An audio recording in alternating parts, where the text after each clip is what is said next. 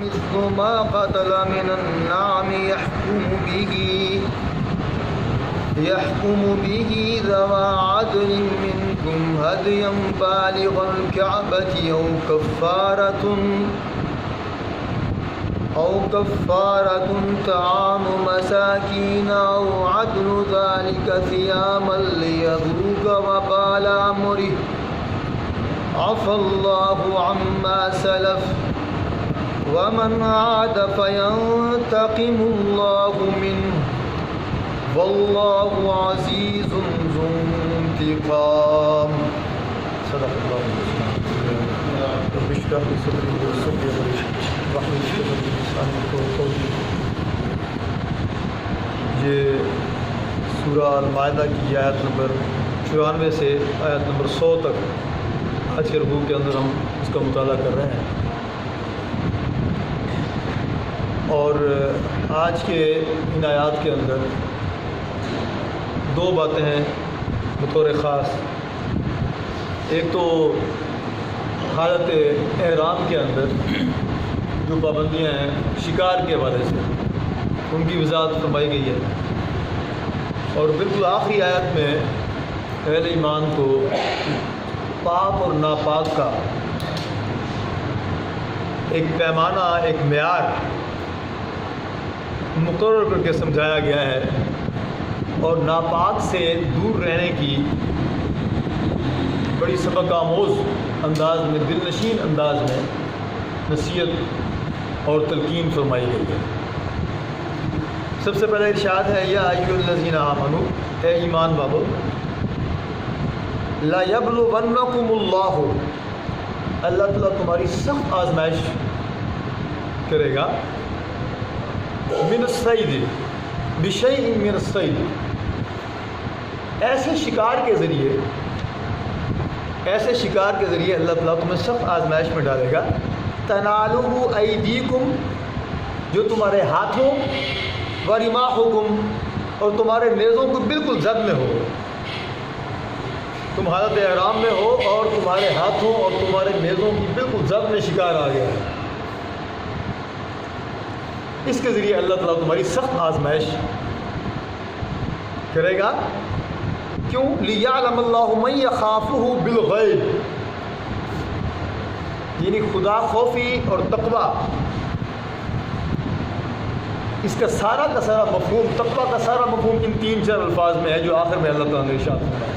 لِيَعْلَمَ اللَّهُ، تاکہ اللہ تعالیٰ جان لے، مَن يَخَافُهُ بِالْغَيْبِ، کون اللہ تعالیٰ سے بے دیکھے ڈرتا ہے، کون غائبانہ اللہ تعالیٰ سے ڈرتا ہے. اللہ رب العالمین کی ذات عالی آنکھوں سے نظر تو نہیں آتی،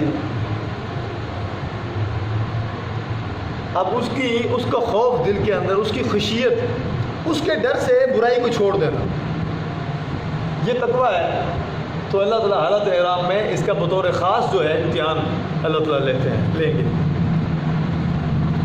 اور فمن اعتدى بعد ذلك، جو کوئی اس تنبیہ کے بعد اللہ کی حد سے تجاوز کرے گا، فلہ عذاب علیم، اس کے لیے دردناک عذاب ہے. اور یہ معاملہ اتنا اہم ہے، اتنا حساس ہے کہ اس کی آگے اللہ تعالیٰ نے سزا کے حوالے سے ایک بار پھر 2 آیتوں کے بعد ایک بار پھر اس کی تذکیر فرمائی ہے.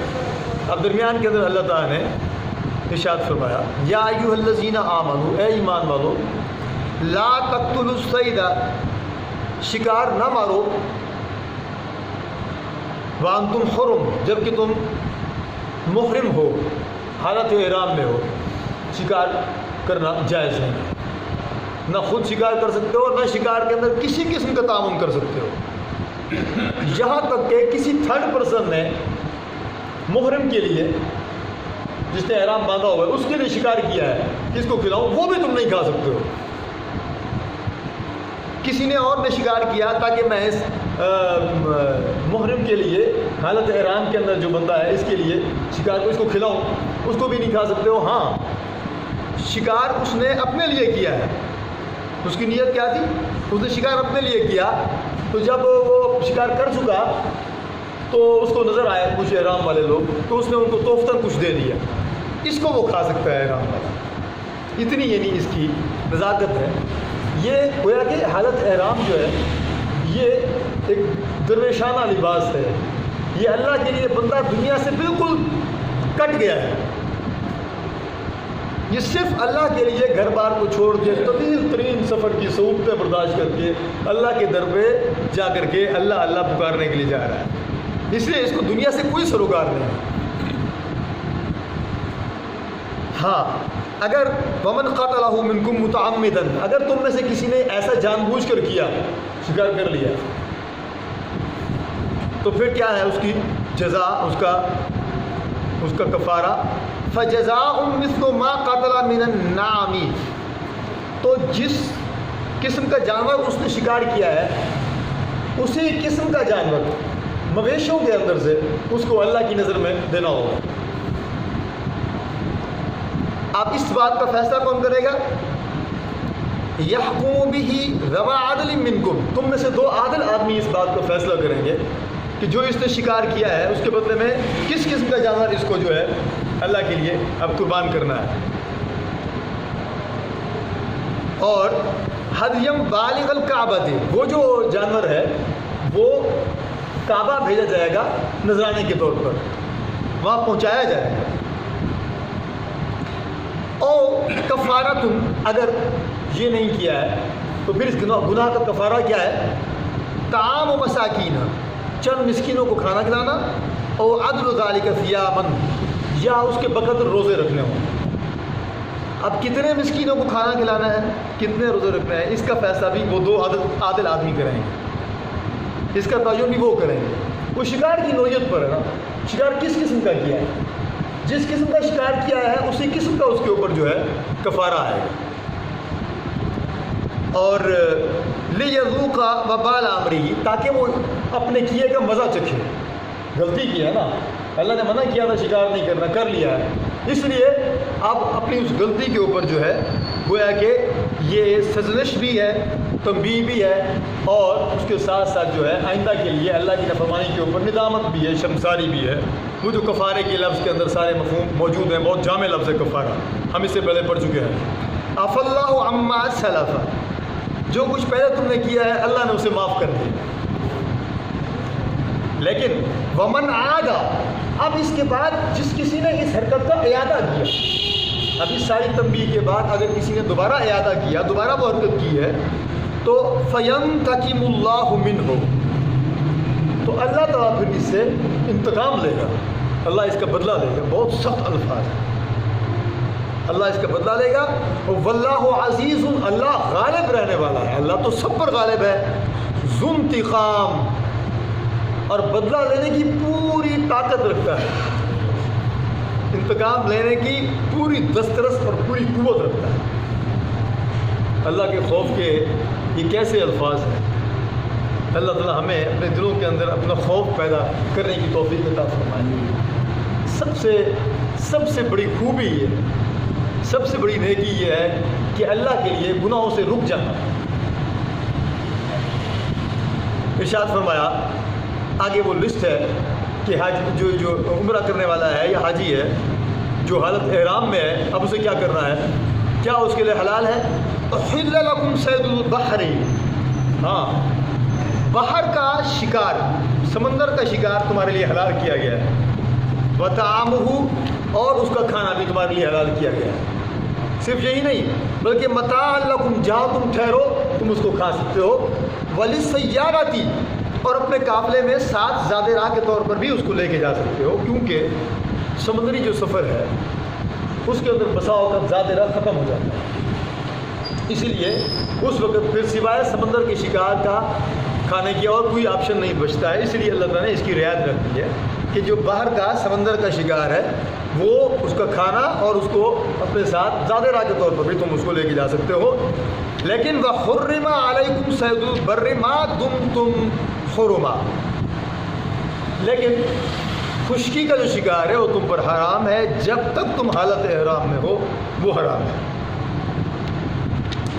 وَاتَّقُوا اللَّهَ الَّذِي، اس اللہ سے ڈرو، اِلَيْهِ تُحْشَرُونَ، جس کی بارگاہ میں حاضری کے لیے تم پیش کیے جاؤ گے، تحشرون، تمہیں حاضر کیا جائے گا، تمہیں اکٹھا کیا جائے گا اللہ کے دربار میں، اس کی پیشی میں، اس کی حاضری میں، اس سے ڈرو۔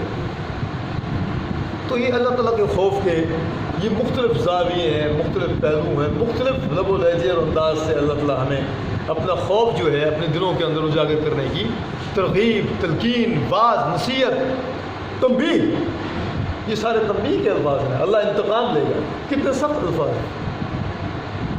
اللہ تعالیٰ ہمارے دلوں میں اپنا خوف پیدا فرمائے۔ اس کے بعد فرمایا جعل اللہ الکعبۃ البیت الحرام، اللہ نے تمہارے لیے بنایا ہے مکان محترم کعبہ کو، بیت الحرام مکان محترم یعنی کعبہ، اللہ نے اس کو تمہارے لیے بنایا ہے۔ کیا بنایا ہے؟ قیام للناس، لوگوں کی اجتماعی زندگی کے قیام کا انحصار، محور و مرکز اللہ نے مکان محترم کعبہ کو بنایا، اور اس کام میں والشہر الحرام، ماہ حرام، حرام مہینے، والہدیہ، قربانی کے جانور، والقلائد، اور قلادے، وہ جانور جن کے گردنوں کے اندر قربانی کی اللہ کی نظر کی نشانی کے طور پر وہ پٹے ڈال دیا کرتے تھے عرب لوگ، تو وہ سارے کے سارے جانور اور ماہ حرام یہ بھی تمہاری اجتماعی زندگی کے قیام کے اندر ممد و معاون ہے، یہ بھی معاون ہے، لیکن محور و مرکز کیا ہے اصل میں؟ وہ مکان محترم کعبہ ہے۔ اور پھر اللہ فرماتے ہیں ذالک لتعلموا، یہ اللہ تعالیٰ نے اس لیے کیا تاکہ تم جان جاؤ کہ ان اللہ یعلم، کہ اللہ تعالیٰ خوب جانتا ہے ما فی السماوات و ما فی الارض، زمین و آسمان میں جو کچھ ہے اللہ تعالیٰ اس سے خوب واقف ہے، اور وان اللہ بکل شیء علیم، اور اللہ تعالیٰ کو ہر چیز کا علم ہے۔ اب آپ اندازہ کریں اللہ کے نبی صلی اللہ علیہ وسلم کی بعثت سے پہلے جو دور جاہلیت کے سینکڑوں سال گزرے ہیں خطہ عرب کے اندر، اس قدر انتشار تھا، اس قدر بدامنی تھی کہ اگر یہ مکہ کا مکان محترم یہ نہ ہوتا اور اس کے ساتھ جڑی ہوئی یہ دیگر جو عبادات کی سرگرمیاں ہیں، یہ مناسک اگر نہ ہوتے، عربوں کا نام و نشان تک مٹ جاتا۔ اس مکان محترم کی برکت سے ان کو اپنی معاشی اور تمدنی حالت کو بہتر کرنے کا سب سے بہترین ذریعہ ان کو ملا ہوا تھا۔ یہ 4 مہینے تھے جو حرام مہینے ہیں، یہ 4 مہینے تھے جن کے اندر ان کو عدم امن نصیب ہوتا تھا۔ انہیں 4 مہینوں میں ان کی ساری کی ساری معاشی سرگرمیاں ہوتی تھیں، تجارت ہوتی تھی، ساری نقل و حمل انہیں 4 مہینوں میں ہوتی تھی۔ ان کے علاوہ باقی جو 2 تہائی تھیں پورے سال کی، ان کے اندر تو بے تحاشا لوٹ مار کا بازار سرگرم تھا پورے عرب کے اندر، اور اس بات کو سارے عرب جانتے تھے۔ چنانچہ یہ ایسی بات تھی کہ جو ان کے ایک ایک بچے کو بھی سمجھ آ رہی تھی، اللہ نے اسی کا حوالہ دیا کہ دیکھو میں تمہاری ساری ضرورتوں سے واقف ہوں، اسی لیے میری یہ ساری کی ساری حدود، یہ میری ساری کی ساری ہدایات، یہ اسلام کی ساری شریعت، یہ تمہارے لیے اسی طرح زندگی کا ذریعہ ہے جس طرح مکان محترم تمہاری زندگی کا ذریعہ تھا۔ اس بات کو سمجھنے کی کوشش کرو، بڑا زبردست نقطہ جو ہے اللہ تعالیٰ نے یہاں ہدایت کے لیے بیان فرمایا۔ اعلموا، خوب جان رکھو، خبردار رہو کہ ان اللہ شدید العقاب، اللہ تعالیٰ سزا دینے میں بھی سخت ہے، وان اللہ غفور رحیم، اس کے ساتھ اللہ تعالیٰ خوب معاف کرنے والا بھی ہے، رحم فرمانے والا بھی ہے۔ ما علی الرسول الا البلاغ، رسول صلی اللہ علیہ وسلم پر تو صرف پیغام پہنچانے کی ذمہ داری تھی۔ واللہ یعلم ما تبدون وما تکتمون، باقی اللہ جو ہے تمہارے ہر چھپے اور کھلے کو خوب جانتا ہے۔ میرے رسول نے ذمہ داری خوب ادا کر دی ہے بات پہنچانے کی، اس کے بعد جو کچھ تم کرتے ہو اس کا حساب کتاب تو اللہ فرماتے ہیں، گویا اس کا مطلب یہ ہے کہ اللہ وہ تم سے خود لے لے گا، اور خوب لے گا۔ الفاظ جو ہیں بہت یہاں پر بھی سخت ہیں۔ آخری آیت ہے آج کے رکوع کی، آیت نمبر 100 ہے سورہ مائدہ کی، اس کو یاد کر لیں آپ، سورہ مائدہ کی آیت نمبر 100 ہے۔ اگر یہ آیت ہم اس پر واقعی مان لے آئے تو پاکستان کے اندر سے کرپشن جو ہے، کرپشن وہ جو اس وقت 99% تک موجود ہے، یا 90% کہہ لیں آپ، محتاط اندازے کے مطابق کرپشن 0% پہ آ جائے گی اگر واقعی ہم اس آیت مبارکہ پر ایمان لے آئیں. عمل کی دنیا میں اس کا ثبوت ہے. ایمان تو ہم لائے ہیں, سارے زبانی جمع خرچ ہم کرتے رہتے ہیں, لیکن اگر ہم واقعی عمل کی دنیا میں ثبوت دیں کہ ہم اس آیت پر ایمان لائے ہیں, ہاں پاکستانی قوم کے اندر سے کرپشن نام کی چیز جو ہے وہ بالکل جو ہے مٹ جائے. غور سے سنیں, اللہ فرماتے ہیں کل, اے میرے پیارے نبی صلی اللہ علیہ وسلم آپ فرما دیجئے, آپ کہہ دیجئے لا یستوی الخبیث والطیب, ناپاک اور پاک کبھی برابر نہیں ہو سکتے, یکساں نہیں ہو سکتے. ولو اعجبک کثرت الخبیث, چاہے ناپاک کی بہتات تمہیں کتنا ہی فریفتہ کرنے والی کیوں نہ ہو, ناپاک کی بہتات تمہیں کتنا ہی لبھانے والی, اٹریکٹ کرنے والی کیوں نہ ہو, لیکن یاد رکھو کہ ناپاک اور پاک کبھی یکساں نہیں ہو سکتے. اب ظاہر بین نگاہ کے سامنے 500 کا نوٹ ہے اور 5000 کا نوٹ ہے, 5000 کا نوٹ 500 سے کہیں زیادہ بکت رکھتا ہے اس کے نتیجے میں, اس کے مطابق ایک عام دیکھنے والے کی آنکھ کے سامنے. لیکن یہ آیت مبارکہ قدر و قیمت کا بالکل ایک نیا معیار مقرر کر رہی ہے. اس بات کو ذرا سمجھیں, کسی چیز کی ویلیو, کسی چیز کی قدر و قیمت کیا ہے, آج کی آیت کی روشنی میں بالکل نیا پیمانہ مقرر کیا جا رہا ہے. وہ یہ ہے اگر 500 کمائے گئے ہیں اللہ کی فرما برداری کے ساتھ اور 5000 کمایا گیا ہے اللہ کی نافرمانی کے ذریعے, تو یہ 500 5000 سے بدرجہ بہتر ہے. یہ ہے آج کی آیت کا غلب الباب. وہ 5000 آنکھوں کو بڑا پسند آنے والا ہے, بڑا عظیم الشان ہے, اور اس کے اوپر جو ہے دل بڑا فریفتہ ہوتا ہے کہ یہ تو زیادہ ہے, پھر میں یہ کیوں نہ کما لوں.